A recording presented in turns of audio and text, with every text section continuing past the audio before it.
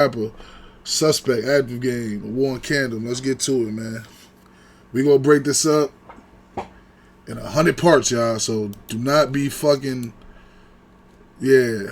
Just enjoy the mother. Just enjoy what you get when you get it. That's all I'm gonna say. Enjoy what you get when you get it, cause y'all be ODing. Just enjoy what you get when you get it. For real, niggas be annoying. Violence, death, and gang activity. This video is an educational. Shout out to Trap Lord Ross though. You feel me? You gotta.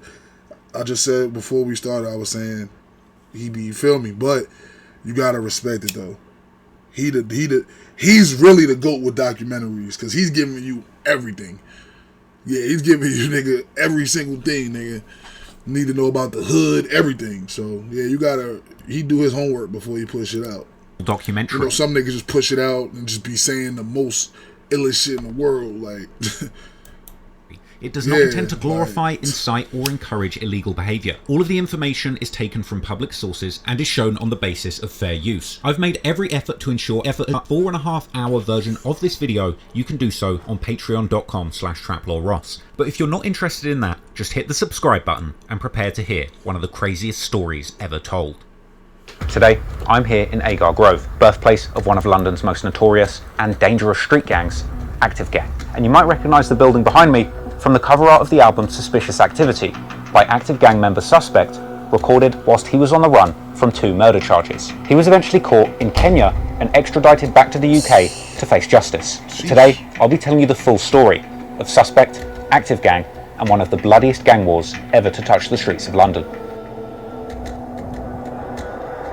I've been covering the most famous and dangerous stories from hip-hop history for years now. From the gang-controlled blocks of Chicago's South Side to the bullet-riddled palm trees of Jacksonville in northern Florida. And it seems that no matter the city, if you look hard enough, there's always a crew of hardened gangsters that control the streets and are willing to kill to protect what's theirs. But ever since the 2010s, when Chicago drill emerged, it seems that behind every gang, there soon emerges a gangster rapper. One of those people who had lived the dangerous gang lifestyle and eventually found a way of telling their story through music. Since the emergence of a teenage gang member named Chief Keef from Chicago's O Block, gangster rappers have emerged a teenage gang member from all around the world, turning their pain into art and forging a path out of the dangerous lifestyle that so often ends in tragedy. Since Chief Keef, countless names have emerged. Lil Durk, Young Thug, Pop Smoke, just to name a few, artists who made their mark on the music world with their stories of gang life coming out of their respective cities. Each of them has a different sound, style, and cadence, but underneath is the same formula. The DNA of drill music has spread around the world and mutated with each city establishing its own unique style. I love drill music, from Chirac to Sydney, but there's one question I constantly get asked. Is there anywhere in the UK that gets as active as Chicago? You don't know the half of it. Because when it comes to gangster rappers in UK drill, or the UK's capital city, London specifically, there's a whole bunch of hoods and a whole bunch of demons raising hell and waging war on their respective ops. But when it comes to the most dangerous and demonic rappers in London, one name stands above them all.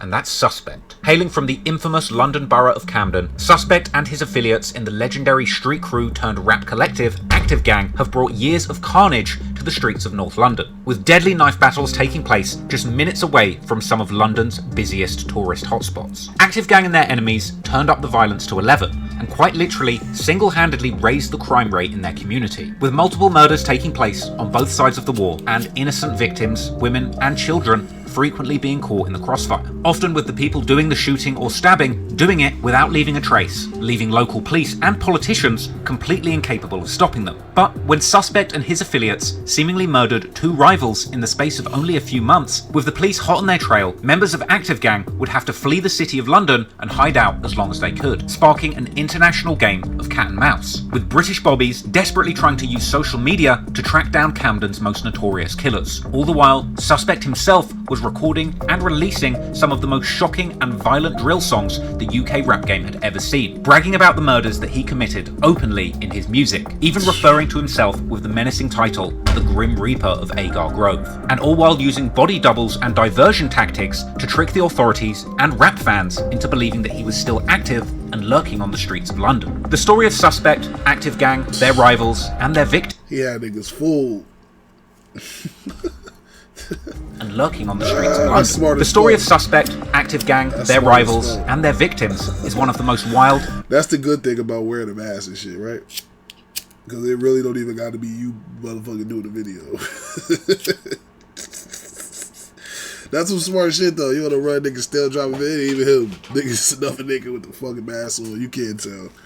Brown skin nigga with the mask on. That's smart as shit, man. And tragic run, stories dropping heat. to have been told on. Nigga on the run dropping heat. The shit with vids and all that. That's smart as shit, I ain't gonna lie. And that shit have had the police looking stupid. Like they don't know what the fuck going on. The streets of London. But that story has never truly been told in detail from start to finish until now. So prepare yourself to learn once and for all the whole shocking and true story behind London's most gruesome gangster rappers. Ego Groove, if it ain't the A, then you're getting popped, boy. You're live with BBC News, just some breaking news. Breaking news. Breaking news. 2 men have been stabbed to death. No, I be that. 6 people were injured. Nobody outside.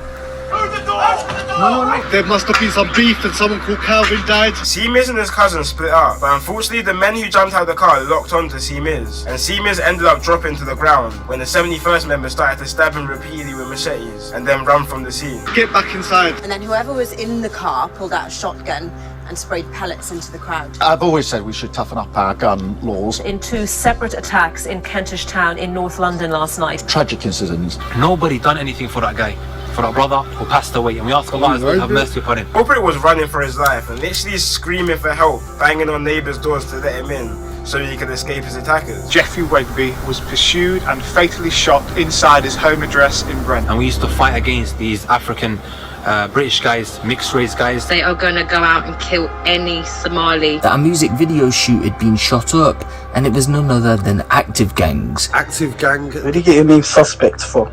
Do you catch bodies? Got a few men under his belt. You see this rapping thing, obviously, right? We don't do this rapping thing without, like, the proof in the pudding. Nah, I'm not even about that life. 71st members made a song called Congo. Oh, it's that time. Who's in there though?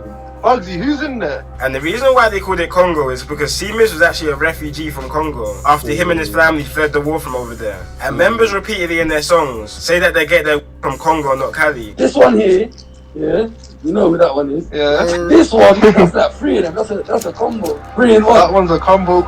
Suspect AGB sentencing is today, I believe. 2 of the men that were standing trial fled the country. He's in another country, a free man. Wait. I can't even give out locations. No, I gotta stay low. Avoiding funny comments. That's all that matters.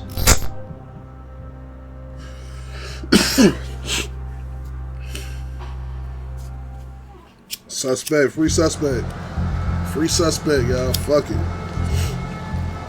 Not to be confused with Camden, New Jersey, which is often ranked as one of the most dangerous cities in America, the London borough of Camden is one of the most famous tourist spots our city has to offer. To the casual visitor, it would be difficult to see how this thriving area, with its bustling markets and high property prices, could be so dangerous beneath the surface. But that's the thing about London. Unlike the sprawling cities of the United States, being such a densely populated area, you might go from standing next to a multi-million-pound property and turn one corner and find yourself in the middle of one of the city's most deprived council estates, or projects as you Americans would probably call it. Camden itself is located in northwest London and is one of the 32 boroughs, meaning administrative areas, that make up Greater London. The current borough of Camden was created in 1965 when London's administrative area was expanded to incorporate the Greater London, and it includes districts or neighbourhoods. Many of what I told y'all. What the fuck did I tell y'all before we started this shit? Chopper! What I tell you niggas? He gonna go back to the 60s, nigga. What I said? I said he gonna go back to the 60s. I swear to God, my mama. I swear to God, my mama. How you gonna do that? Let's go to Gangs of Candle, man. Let's go ahead.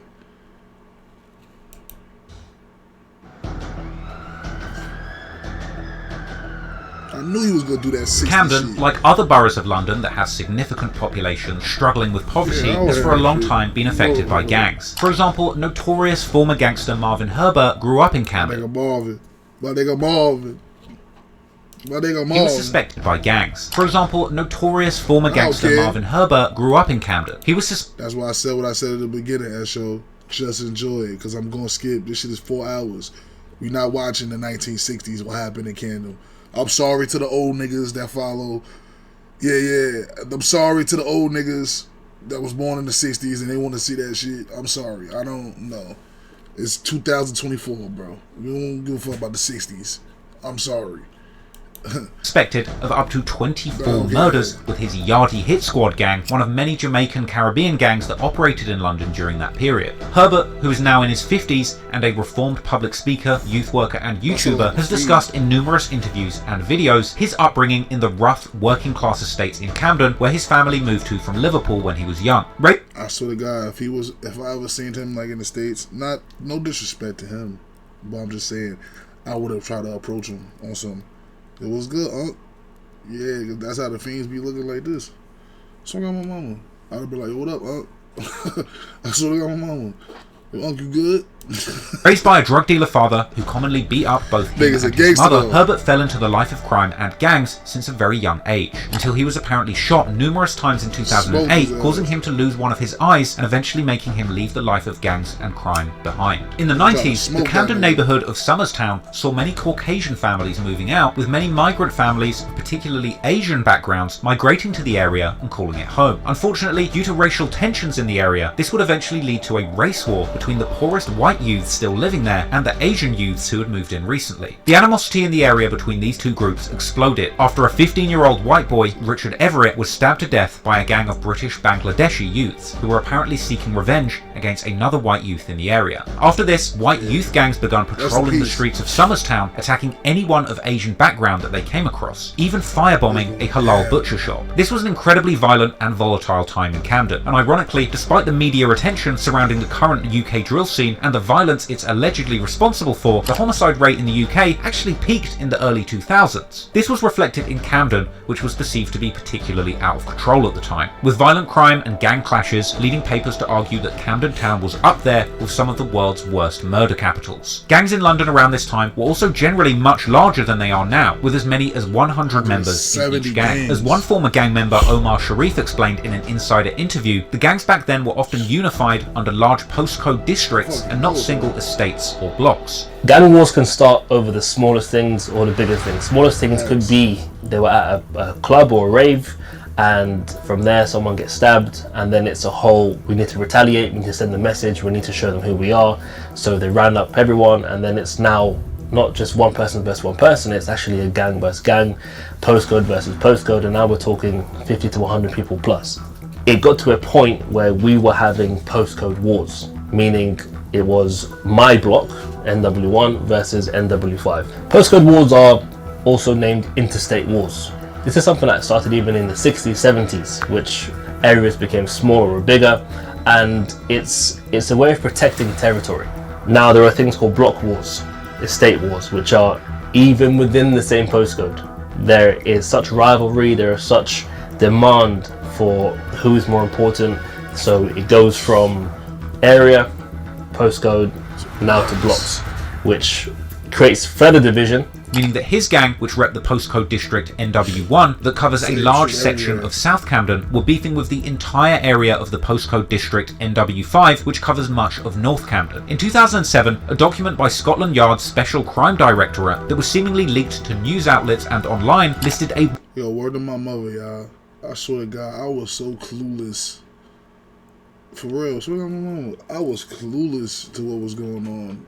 Like, that just showed like how like closed-minded you can really be. Cause I never like, word to mother, like, I never ever like I thought London and shit was like a nice place and shit. Like, I ain't gonna lie, I did not think it was like the way it is. That shit the same as everywhere else. Like, everywhere is the same. Everywhere in the world is the same, bro. Like, just open up your horizon to see, like, everywhere. Ain't that much difference in nowhere. Like, for real, like, because before I ever, like, my man showed me some shit before that, the Ab-Sab shit, and I was like, damn, this is in where? I said, why they talking like that? I ain't really fuck with it at first, though, because I, like, couldn't really understand. I wasn't really trying. I was just looking at the disrespect Yeah, so I was just looking at the disrespect. You feel me? So I was just like, these niggas is rude. I wasn't understanding what he was saying. I didn't understand the lingo and shit. So now if I listen to it, I probably got a better understanding of it. But I'm just saying, I didn't know that shit was active like this. Like, for real. I didn't think this shit was active like this shit is. I mean, I heard shit back in the day. I heard the Dipset shit before I ever did the London shit. I heard some shit happen back in London and shit. And I saw the A$AP Rocky shit. So when I saw the A$AP Rocky shit, the A$AP Rocky was in the store or whatever, I saw that shit. So I wasn't thinking like, I don't know. It just shows you though, like watching, just seeing like this shit show you. But goddamn, shit real. Shit real everywhere, nigga. Whopping 257 gangs allegedly operating in Greater London boroughs. In Camden, the document, which was at the time argued to already be a little bit outdated, listed a total of 8 gangs active in the area. This included the Born Sick Crew, Centric Gang, the Cromer Street Massive, the Denton Boys, the Drummond Street Posse, the NW1 Boys, shit. aka Like, Cumbo Gang, the Peckwater Like, Gang. if I'd have never did no London shit ever, and somebody would have told me niggas was having gang wars out there, like this shit, like I wouldn't believe niggas. Like, you lying, nigga. You lying to me. But nah, shit real, my nigga. Gang and WC1. The Drummond Street Posse hailed from around the busy Euston train station and were thought to have been involved in that 1994 killing of Richard Everett. The group was also allegedly involved in a violent clash with another gang, the Cromer Street Massive, from around King's Cross Station in 2003. In 2006, the Centric Gang received media attention after one of their alleged members, a young student named Mahir Osman, also known as Smiley, was brutally stabbed by alleged rival gang members from Tottenham. According to the news article, Centric Gang hailed from the Chalk Farm neighbourhood where the famous music venue The Roundhouse is. But according to a childhood friend of Smiley, journalist Ismail Inarshe, Centric Gang were a Somali-based gang that had members all over the Camden borough. In 2007, another... That's my birthday.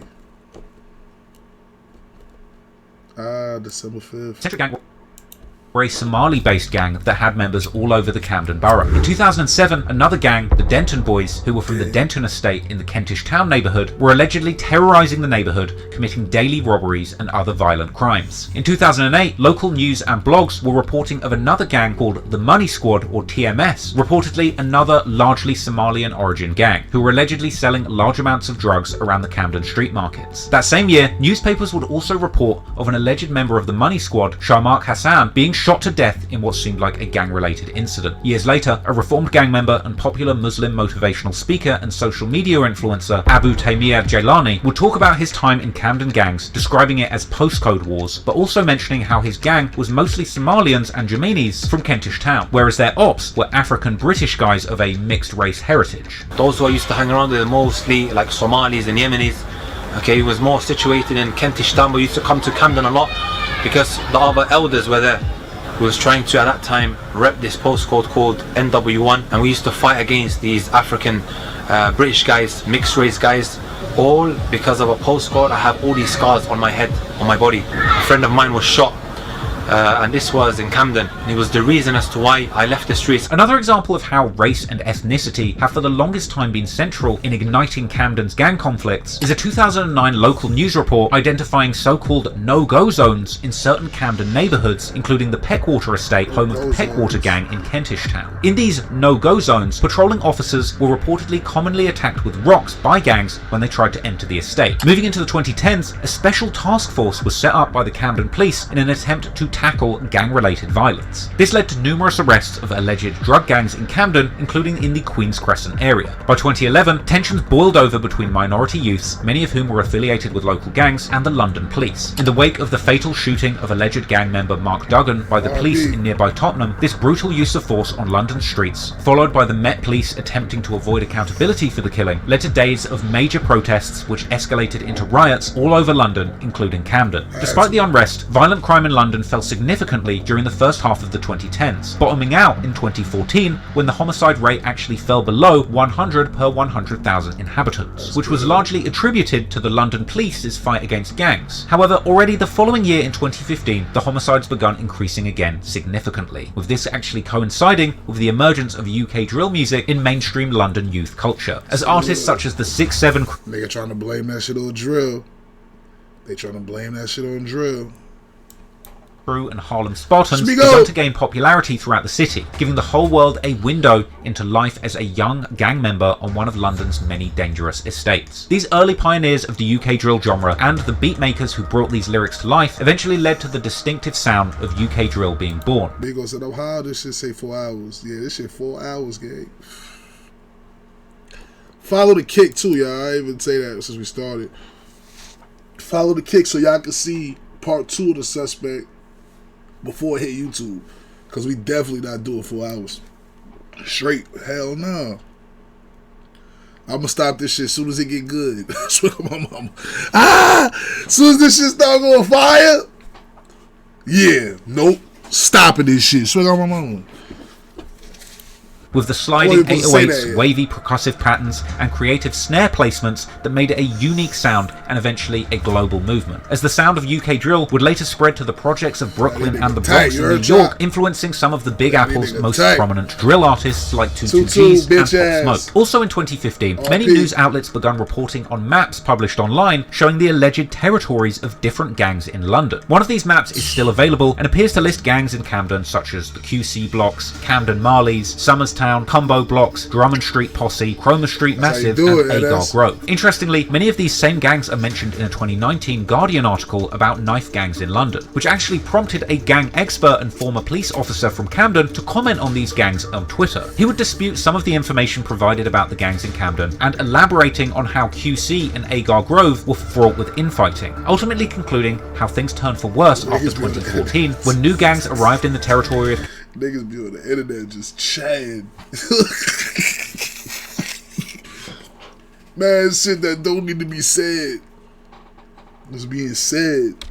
Camden all around the same time as an important gang police team was disbanded. It's around this time that the gangs involved in the events of this video begin truly getting active in the streets of Camden, as young men and teenage boys from the area would get sucked into the local gang politics and their deadly conflicts. In this story, there will be many names of many young men who played a role in the war playing out on the streets, as well as in the recording studios where those battling for dominance on the streets of Camden would boast and brag about their activities on the roads. However, there's one name that stands above all of them when it comes to brutality and notoriety. That's a young man by the name of Tariq Kennedy Mangal Monteiro, who you might know better. Tariq, that's my name too, y'all. I ain't never even tell y'all that's my middle name, but I spell it different. But it's Tariq, that's my middle name. Yeah, so I don't know. As long as we call me Ty. The suspect, young man by the name of Tariq Kennedy Mangal Monteiro, who you might know better, the suspect.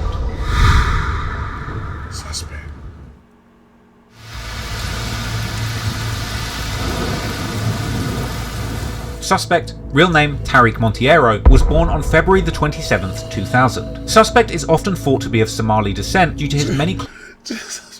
Why's I got the blue rag on too? Niggas stop playing with a little time.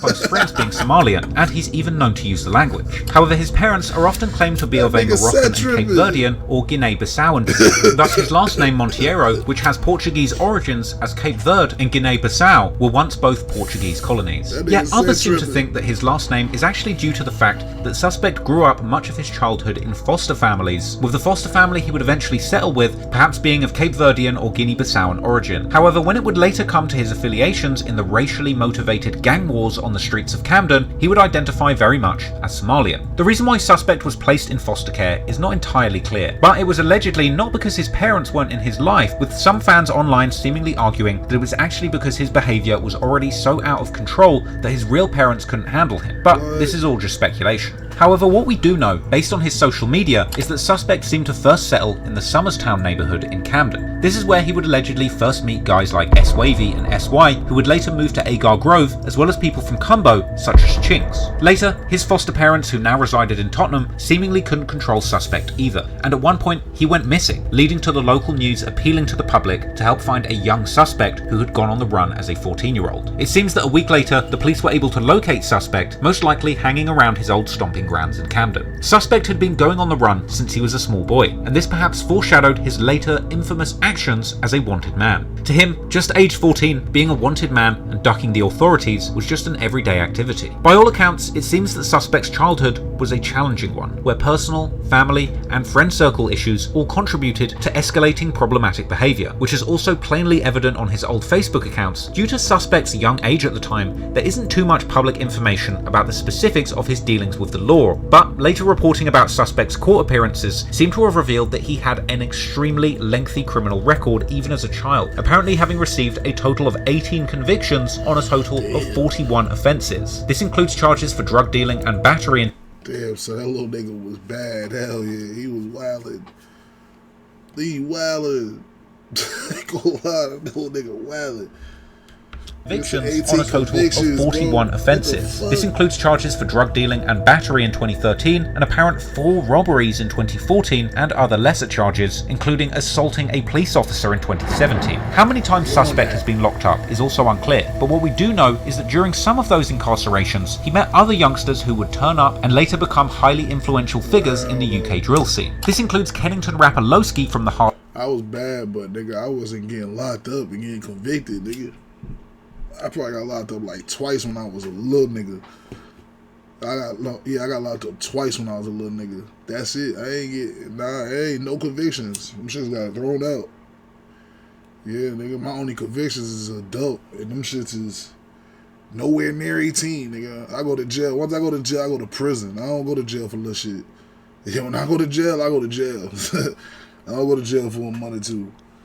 Harlem Spartans, who actually discussed doing time with Suspect in 2016 just as he had released his breakout drill anthem Hazards. Suspect apparently also spent time with members of the 6-7 gang, whose rappers such as LD and Dimsy were some of the first UK drill artists to blow up back in 2014. Once again, here we see a teenage suspect going to jail and meeting people who are also locked up but enjoying infamy on the streets, all resulting from UK drill songs they had released while they were free. And I would expect that there was a certain level of admiration that Suspect might have had seeing his incarcerated peers making a name for themselves with drill music. And much like the UK rappers that he looked up to, it seemed that Suspect was also infatuated with Chicago drill music, being seen on Twitter declaring his appreciation for Lil Durk as early as 2013. However, it was clear during this time that Suspect's appreciation for Lil Durk...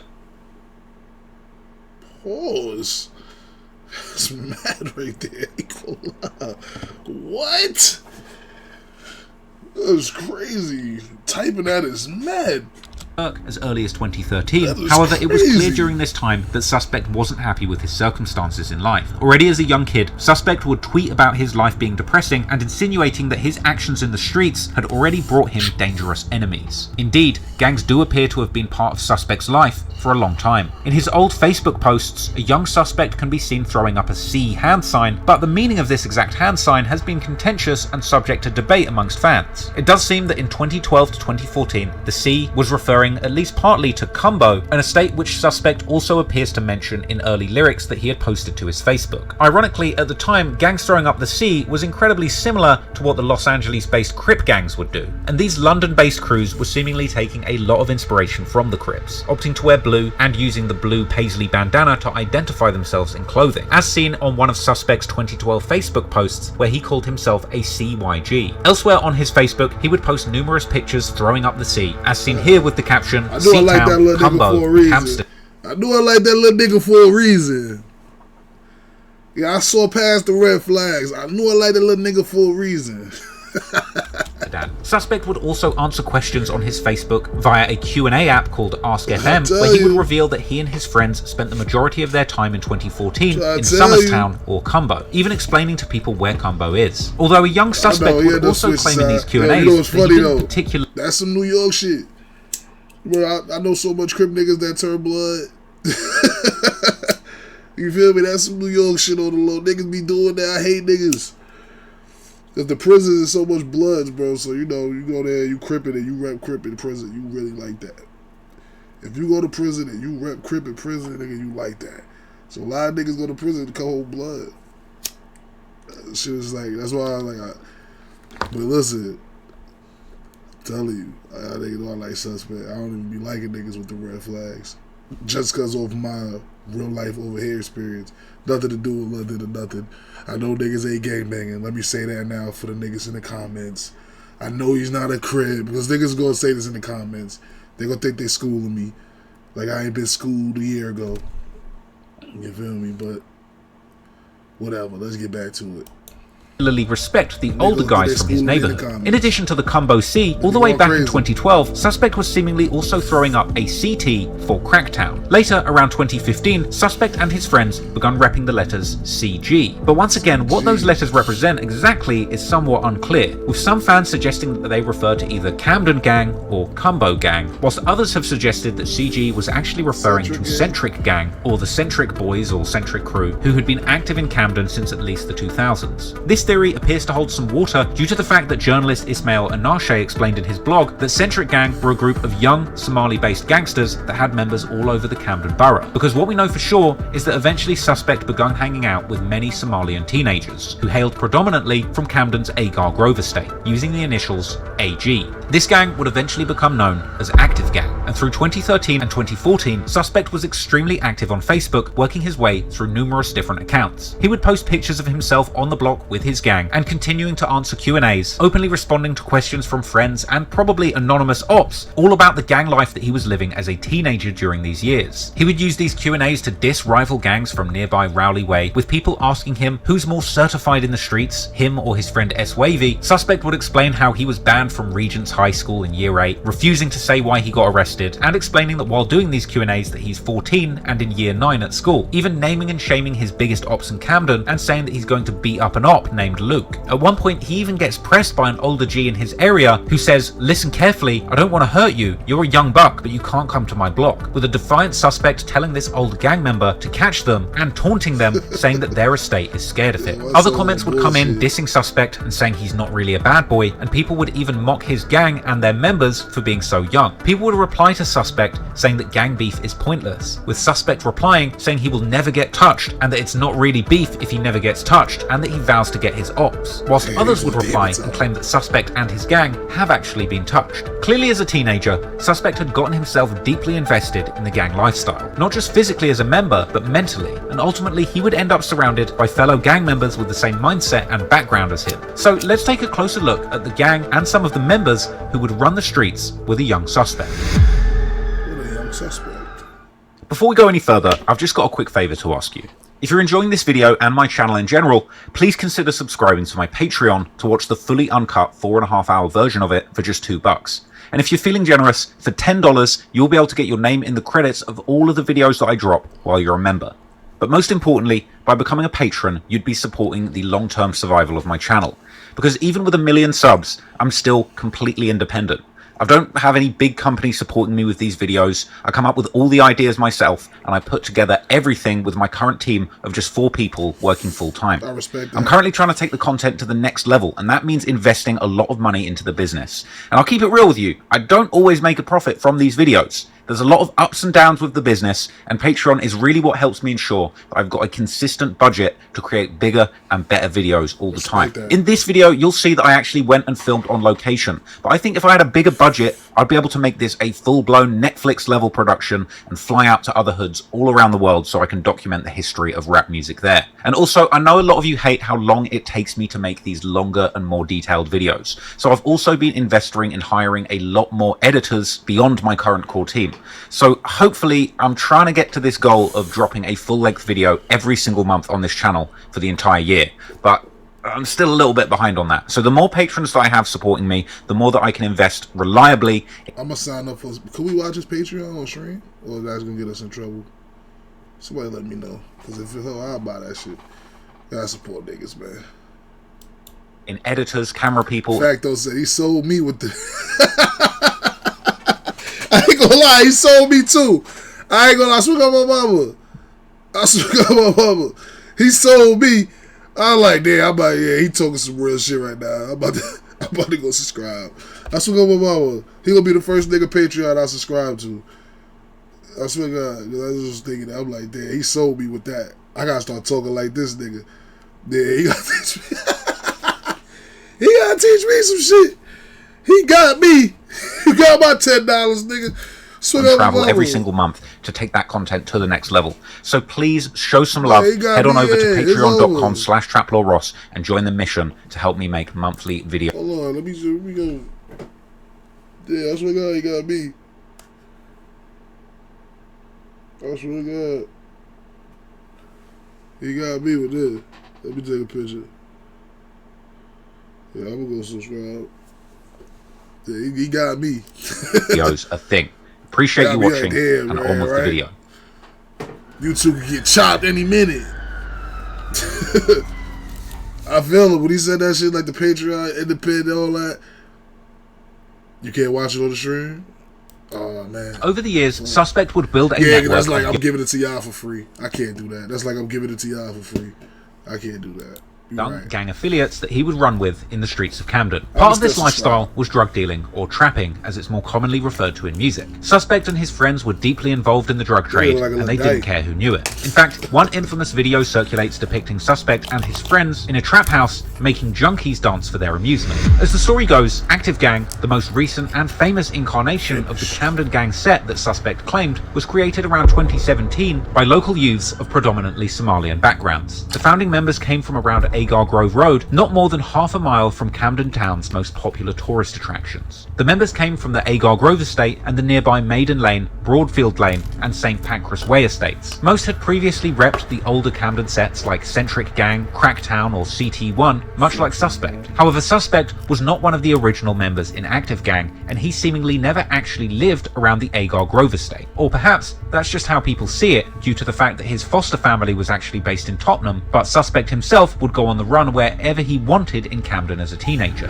Now, Active Gang is commonly referred to with the initials AGB, with the full name, according to the fans, supposedly being the Active Gang Boys, Active Gang Bandits, or Active Gang Bloods. However, Suspect in the song Caught in the Rain seems to insinuate that the name could also be Active Gang Bloodhounds. But regardless, there's a lot of names and faces that are going to be relevant when it comes to discussing Suspect's side of the war in Camden. One important name in the history of Camden gang beef is Mitch. He's often considered to be the founding father of the street crew that would eventually go by the name Active Gang, with some claiming that Active Gang was actually started in his honor after he passed away. Then there's his cousin, S45. You also have AK, and then there's SY, aka Stain, Striker, Hitman, and his brother Blitz, Broad Day, aka Broad Day Assassin or BA, S-Wavy, AR, aka Armed Response, who interestingly also like Suspect went missing as a teenager in 2014. There's Reeks, and also 2 Smokey. Now, Active Gang members from Agar Grove would also link up with other sets from the nearby neighborhoods, building alliances against their common enemies. Another street crew. See, yeah, niggas in New York were not like this. Nigga making a documentary on a nigga, shit like that. Certain niggas is still home. And you telling niggas every member of the gang is like, what, nigga? You trying to get niggas indicted? Especially if niggas ain't been indicted yet. Like, if there's one nigga wilding and he get locked up for murder or some shit, then you got a nigga making a documentary talking about, like, the whole gang and all that, and these niggas, and this nigga's part of it. That's wacky. I ain't gonna lie. I swear on my mama. That's federal. From the area that they're allied with is FSG, or Finesse, Sack and Grind, from the Denton and Ferdinand estates in the Chalk Farm neighbourhood, with prominent members like T-Scam, who has made a name for himself as a rapper in recent years, as well as having an extensive connection to street activity. Another area that's connected with the Active Gang crew is NRB, or the North Road Bandits, from the York Way estate and Corporation Street, including members like Yevs and ML, and of course the historic crew with origins from the Cracktown set, CT1, hailing from the Kernook, Three Fields and Bayham Place estates, with members like Traps and Alert. The alliance between these gangs will be known as 71st, based on the N7 and NW1 postcodes that these areas are located in. However, possibly due to the massive fame that Active Gang achieved in the UK drill music scene, many of the members from these affiliated gangs have been primarily repping AG, or Active Gang, leaving gangs like CT1 to be referred to less in favour of Active Gang, or more broadly, 71st. But of course, there's no such thing as a gang without ops. So now, let's take a closer look at the other side of the coin and understand the group of rivals that these young men have been in a years-long war with.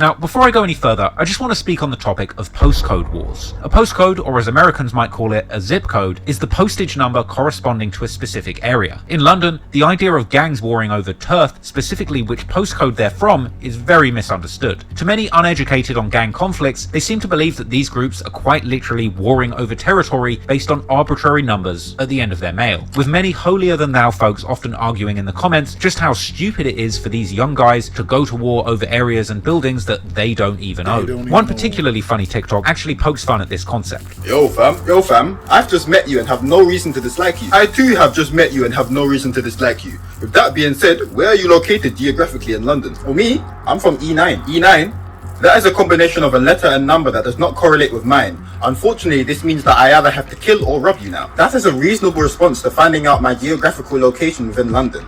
I too will join you in this pillaging of your life or items. Now, that's quite jokes, but it's important to me to explain that these gang wars in London are much deeper than the number at the end of a gang member's mail. While postcodes have become a prominent identifier in London gang wars, these beasts are historical feuds where blood has been spilled between friends, family, or in some cases races over years and decades. And it's realistically very difficult to explain exactly why or to stop two rival groups that hate each other and want a war to the death. It's not dissimilar to historical clashes between nations, because when blood has been spilled, sometimes a war is simply impossible to stop. As it often happens, gang alliances are often based on common enemies, and in the case of 71st, their enemy is called 51st, which is also an alliance between multiple gangs that they're at war with. This includes QC from Queen's Crescent and the West Kentish Town Estates, as well as Peckwater from the Peckwater Estates and the surrounding area in Kentish Town, which are both in the NW5 postcode. And then there's Cumbo from around Cumberland Market and the Regent's Park Estate in the NW1 postcode. It's actually been said that the Peckwater block wasn't home to a gang until around 2014-2015, when teens from nearby areas began to claim it as their territory without actually living there, with one commenter online suggesting that the gang members who claimed the area actually live nearby or in the surrounding streets.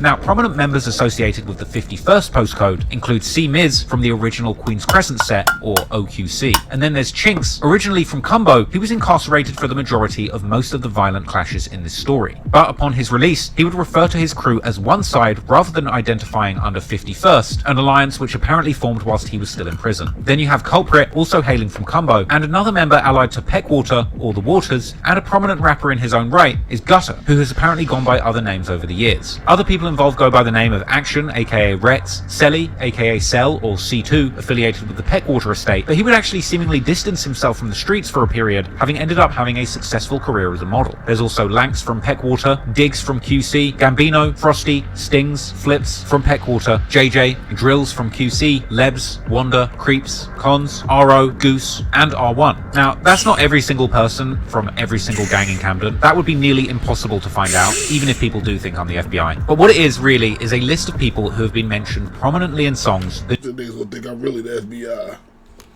You don't say. news or in the local community, with their names and identities being made public either by members themselves who have dissed each other by name publicly, or by the authorities who unmask individuals when they accuse them or charge them with a specific crime, of which we're about to find out there are many. So now you know the history and the people involved, let's dive in and begin to unravel the origins of this bitter and years-long beef. Pause. Years-long beef is crazy. Yo, shit. Like, comment, subscribe, man. That's part 1 for you. The war begins, part 2. Yeah, get this shit to 100 likes, matter of fact. That's what we gonna do. Yeah, we need 100 likes for part 2. Fuck you talking about? Yeah, we need 100 likes for part 2, or there won't be no part 2. Or it won't be a part 2 on YouTube. Cause we gonna watch it on Kick. Follow the Kick. Yeah. Cause we gonna watch it on Kick.